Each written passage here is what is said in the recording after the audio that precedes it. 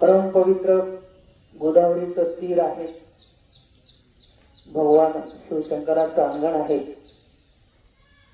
रामदासी महाराजांसारखी तपस्वी पाठीमागे उभे आहेत आणि पवार सरांनी सांगितल्याप्रमाणे महर्षी विभांडक आणि महर्षी ऋष्यशृंग यांची ही पुण्यभूमी आहे.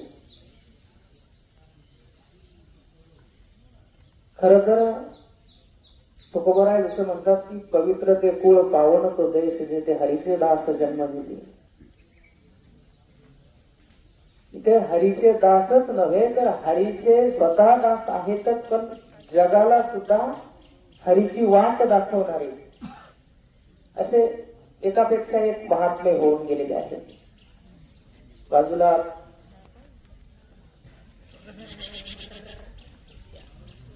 शुक्राचार्य आहेत, महर्षी दक्ष आहेत.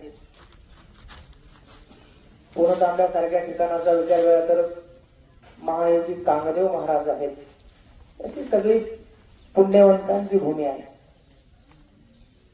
म्हणून या मातीचा आपल्या ललाटाला खिळा आपण लावला पाहिजे. प्रत्येके हनमे पापम, ही माती जर उचलून आपण कपाळाला लावली तर आपले पाप ती हरण करते. असं का हरण करते? कारण ती माती त्या महात्म्यांच्या पदस्पर्शाने पावन झालेली आहे.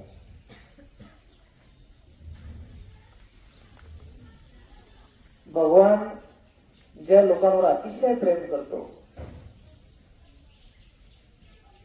ती केवळ देवाचं नाव घेतात म्हणून प्रेम करत नाही, ती स्वतः देवाचं नाव घेतातच.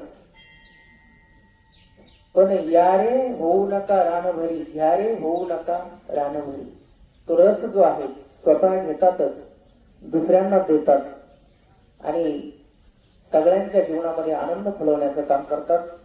अशी ही मंडळी असतात आणि या परिसराचा विचार करतात.